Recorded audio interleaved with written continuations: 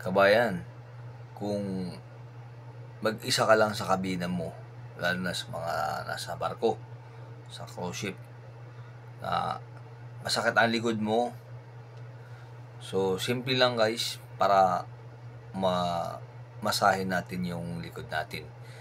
So pag may dala kang Efficascent o kaya mga Aceti, kagaya ito meron akong dala, diba? Ito yung dinadala ko, hindi ko pinopromoto, basta ito lang yung nagamit ko. So every time na sumakit yung likod ko guys, so pag walang nagmamasahe sa sarili mo, ganito ang gawin nyo. Yeah? Pakita ko sa inyo kung ano ang gagawin ko. Right?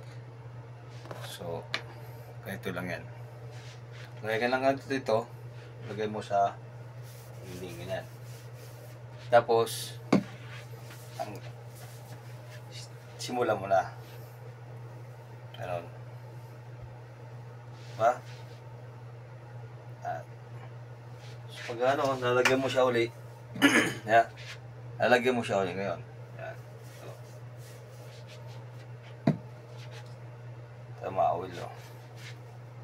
So, i-control mo lang yung sarili mo kung saan ka pwedeng kung saan yung masakit.